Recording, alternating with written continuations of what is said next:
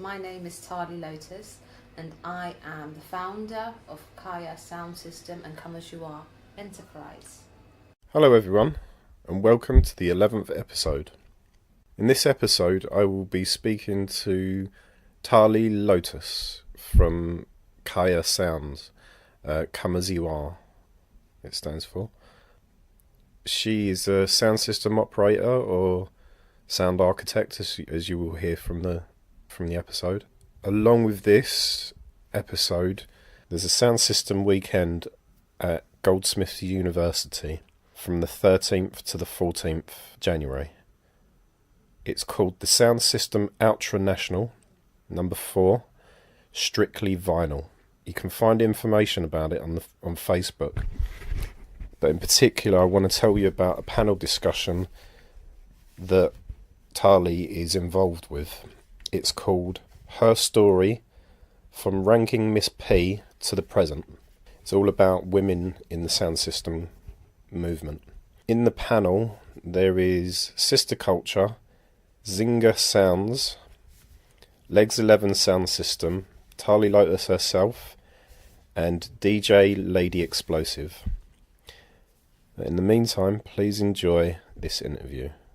Fantastic.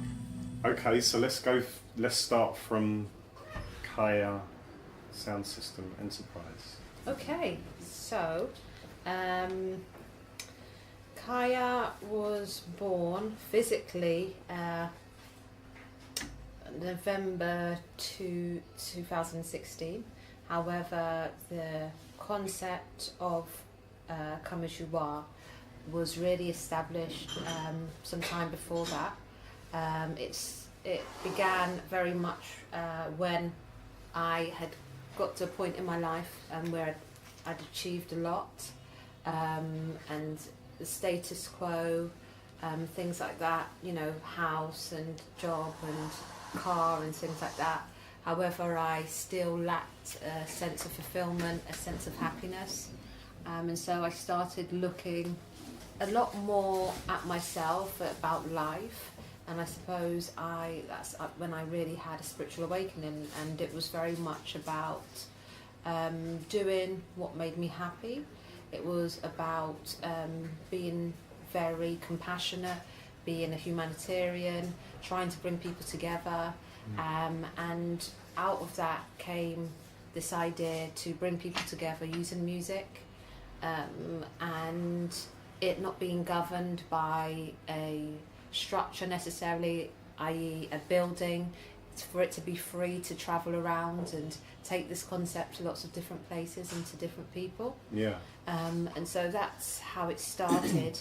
I started attending, I've always been very alternative, I'd say, in terms of my musical interests, in terms of my perspective on things, and my general profile has always been quite alternative. From a very young age. Can you expand on that in terms of how do you mean by alternative? I think for me, growing up where I did, in comparison to my peers and even my siblings more closely, I always had a very different interest in music, different perspective in terms of my views about society. Right. I was definitely alternative, or just different in that just sense. Different from your peers and your family. I would say so. Right. And yeah, that very much I think steered me in the direction of being a creative. Right. I went to the Brits for a very short period. Brits? Performing arts school. It's Brit school. Oh, okay. Yeah. Right. So sixth form college over in Croydon. I went there, and I actually dropped out, and then I fell pregnant with my daughter, and then that kind of led to me moving into a very kind of formal 9 to 5 and doing the things that I needed to do for both of us. So at that point, everything that I was really passionate about got put on a back burner. Yeah. But yeah, as I said, it got to the point where I'd done everything, still very young, and I thought, there's definitely got to be more. I feel like there's nothing better than kind of like opening up of your heart space and being able to share something with others. So that's really how the concept of CAYA came about. Okay. And obviously with that came the education of things like spirit, frequency, vibration. Those things became And of course, a lot we've met in the frequency yes. coffee bar in King's Cross, Exactly. which is perfect. It's definitely meant to be. So yeah, we're here in frequency. I'll definitely be coming back here. Very, very nice bar. So yeah. Fantastic. I remember watching the video earlier on and of you being interviewed by, again I forgot the name. Kaz Powell from No Ordinary Woman. Yeah. Talk show. It just sparks my interest that how you, when you were talking to her, you told her about how you got the name Come As You Are. Okay, yes. So it was very much part of, I think, just natural gravitation and intuition, the people that I chose to visit, you know, from really historical sounds to more new age sound systems. I think I just naturally gravitated towards people who I felt, who I obviously my spirit took to, and for whatever reason we met. But yeah, I was visiting Black Cat, Rastom from Black Cat Sound System, at his home in East London, and I was just talking about how he got into it and how he had found it, and the fact that, you know, I don't have a wealth of music, but he said, you know, we were talking, he said, you know, don't worry about it, because when I started, all the people I was around, all the rasses, they would just say, you know, just come, play whatever, just come as you are, you know. And at that point, it kind of just went, CAYA, and here we are. Perfect. Come As You Are, and it was just so fitting because I hadn't decided on the name yet. There was one other name at the time, and then I just thought it's got to be this one. Yeah. And I'm so glad I know that it was chosen for me, almost like it was gifted to me in that way, because it's from that. The other name was a lot more minimal, in that it was a lot more egotistical. It was a lot more about me and about what I was doing, whereas CAYA, it's the opening of, you know, my just my music, my spirit, my everything to people. So yeah. In terms of the sound system music that do you call yourself a DJ, or? I actually refer to myself as a sound woman, or I refer to myself as a sound architect. Sound architect, or just sound operator. Right. But I never refer to myself as a DJ.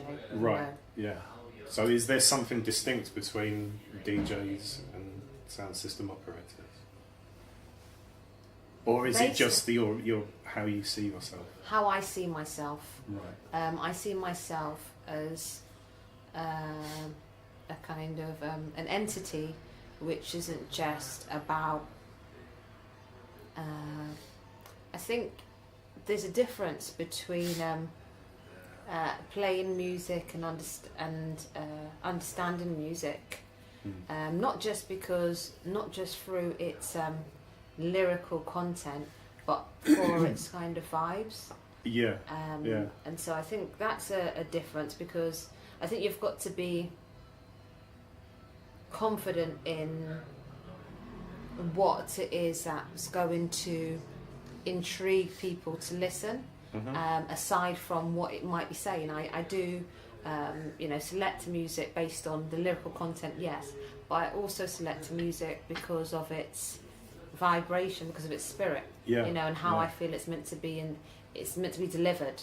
So yeah, there's a difference between, I think, playing sound and playing music. Yeah. So that's... If I just tell you a little bit about my own kind of experience of this sound system movement Right. in London. Mhm. I'm from Stratford, East London. Okay. And I never went to sound system rave, well, a couple in my 20s, but I never really frequented sound system raves Right. when I was growing up. Mhm. But when I was growing up, it was all around me. The sound was all around me. My eldest brothers used to play reggae and ragga and stuff like that, Okay. all through my childhood, so all through the 80s. Yes.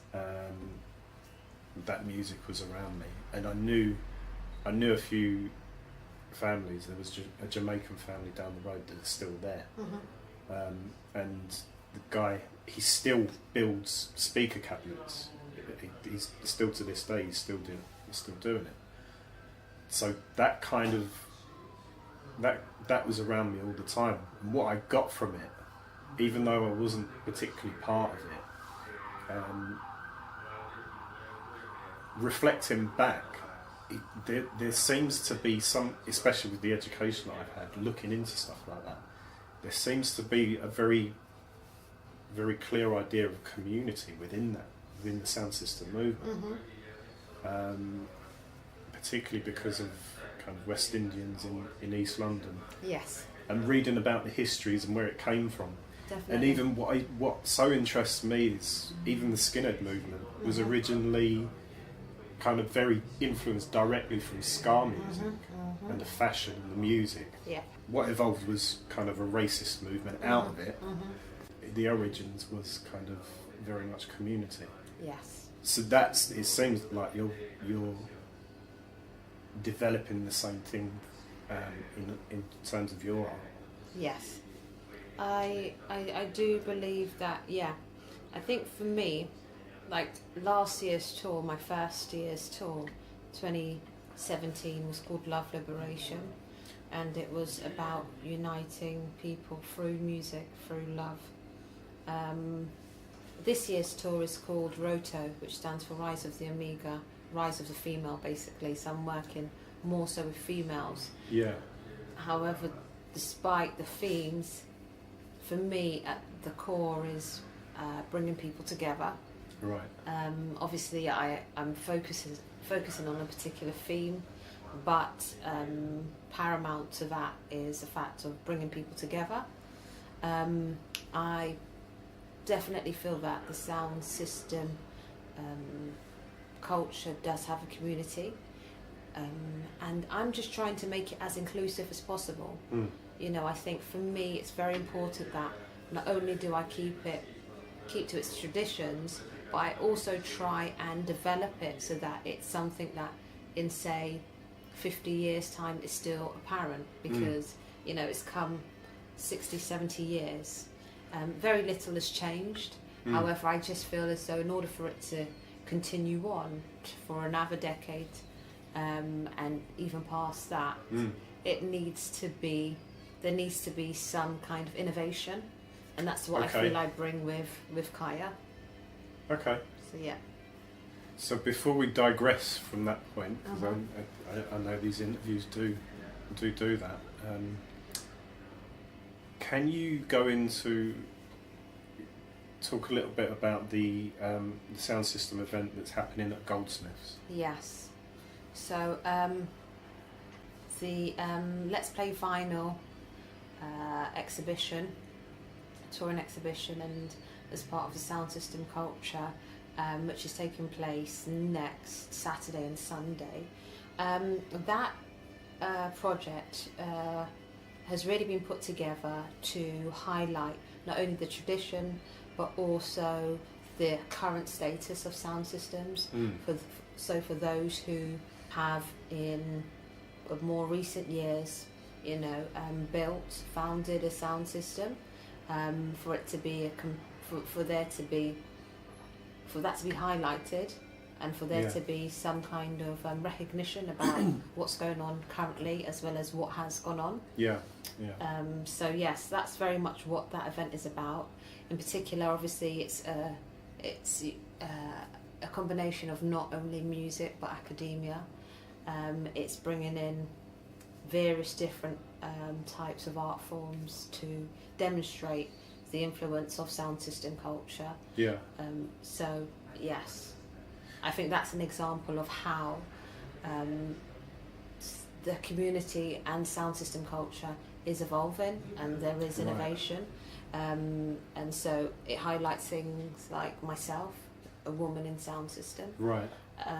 It also highlights, as I said, new sound systems, new formats being used in sound system. Yeah.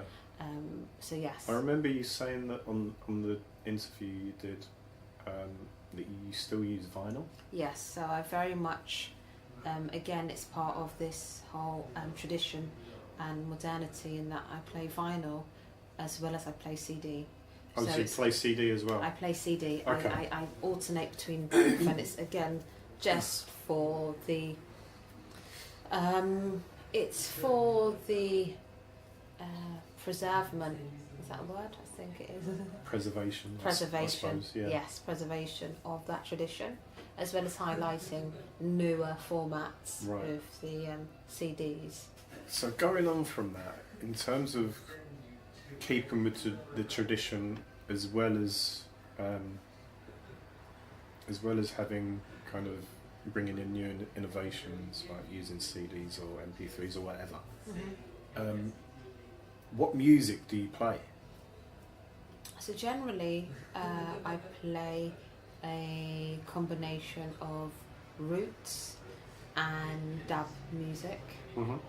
That's the genre that I play.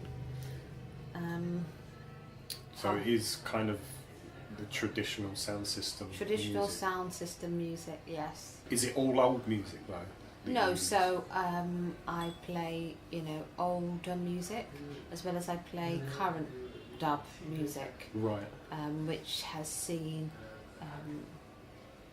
the development of different influences now. So dub now sounds different in comparison to dub made, say, in the late 70s, 80s. Okay.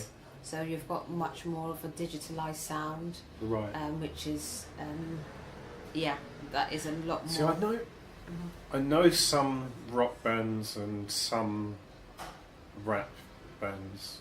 I know they borrow from dub and sound system and reggae and stuff, but I haven't heard of any new bands. Are there any kind of particular bands or musicians that we should look out for, or the listeners should look out for?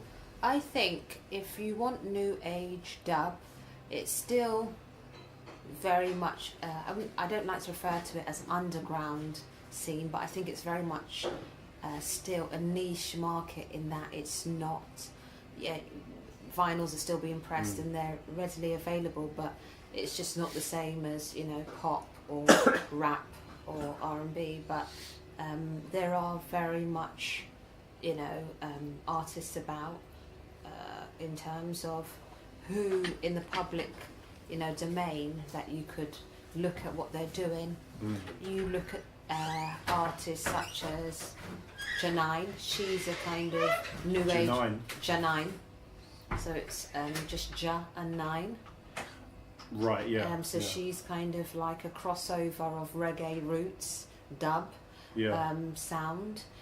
You've got groups such as Royal Sounds, and again they're like a reggae dub sound, or not sound, group. You've also got people like I've got in my mind someone. I can hear the song in my head. Right. It was a collaboration between Max Cavalera of Soulfly, right, who plays heavy metal thrash music and used to be in a death metal band, and I can't remember the name of the band, but it's kind of it's a thrash metal dub reggae fusion. Wow. I'll have to send you it. I Yeah, don't know no, if it sounds. I don't know if it will be your cup of tea, No, but it's really it would great be my music. cup of tea because I'm very much interested in collaborations, not only within the dub scene, but outside of that. I think it's not done enough. Yeah. I don't think it's done enough. Bearing in mind that it's kind of a very foundation genre of music, I think it should collaborate more. And something like rock, I would be really interested in finding out and listening into that. The track itself is really good. It's the lyric is Moses, Moses, where are you? Oh wow! And it's absolutely fantastic. Really? I'll send it to you later. Can we go back to your introduction to the sound system? Because it was quite early, wasn't it? Yes. So I would, well, as far back as I can remember, when growing up, there was a sound system in my home. Very much off limits, so you couldn't touch or anything. My dad actually had it up. Like a lot of the kind of technical side was upstairs in the attic, and the speakers were downstairs in the house. Oh, okay. Yeah, really weird setup. He played out. My dad played predominantly lovers rock and rare groove, but more so I would say lovers rock. And eventually he got into like more soul, rare groove. But it was very much part of my early childhood. Very much part of my early childhood, and my dad still plays sound system today.